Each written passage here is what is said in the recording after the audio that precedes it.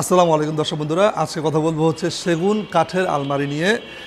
এটি আমাকে অর্ডার করেছেন, আমি যে গোডাউন্ড ভাড়া নিচ্ছি এই মালিকই আমাকে অর্ডার করেছেন। এটি হচ্ছে সেগুন কাঠের একটি আলমিরা, 6 ফিট বাই 7 ফিট হয়।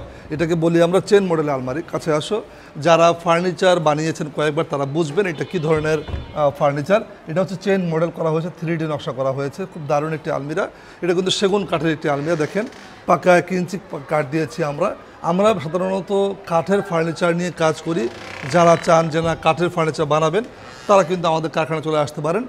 আপনি বোর্ডের ফার্নিচার আর হচ্ছে কাঠের ফার্নিচারে অনেক কিন্তু পার্থক্য আছে। যেমন বোর্ডের ফার্নিচারটা একটু টেকসই কম হয়, কিন্তু কাঠের ফার্নিচার কিন্তু অনেক টেকসই হয় এবং লং টাইম, যারা কষ্ট করে টাকা পয়সা ইনকাম করেন বা যা চান যে না একটা ফার্নিচার বানাবেন দীর্ঘদিন আপনি ব্যবহার করবেন, এটা হচ্ছে আমাদের কারখানা। এখানে কিন্তু আমরা যেমন এখানে আছে হচ্ছে সুকোজের পাল্লা করা হইতেছে, তারপরে আপনার গিয়া এখানে হচ্ছে আলমারির সেলফ করা হতেছে, এগুলো গামারি কাঠের সেলফ, এগুলো হচ্ছে গামারি কাঠের সেলফ। তো প্রতিটা জিনিসে কিন্তু আমার কাজগুলো কিন্তু করা হয়। যেমন এটা হচ্ছে আলমারির পাল্লা, এখানে কিন্তু আলমারির পাল্লাগুলো রাখা হয়েছে।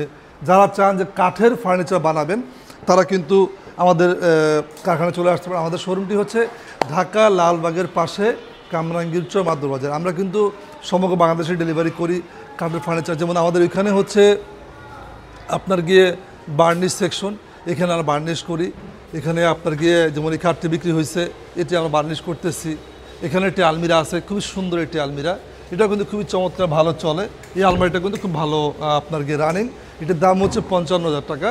এখানে আমাদের কাছে অর্ডার হয়েছে একটি বেড, এই বেডটাও কিন্তু খুবই সুন্দর একটি বেড। যারা চান যে না কাঠের জিনিস বানাবেন, দীর্ঘদিন ব্যবহার করবেন, তারা কিন্তু আমাদের কারখানায় চলে আসতে পারেন। আমরা কাঠের জিনিস নিয়ে কাজ করি। যেমন এখানে সোফা আছে, এখানে সোফা আছে, এখানে লাভ খাট আছে, এখানে আপনার গিয়ে ময়ূর খাট পলিশ করা হইতেছে, এটা আমি কি করেছি। তো বন্ধুরা আজকে এই পর্যন্তই, নতুন কোনো ভিডিও নিয়ে আবার দেখা হবে। সে ভালো থাকেন, আল্লাহ হাফিজ, আসসালামু আলাইকুম।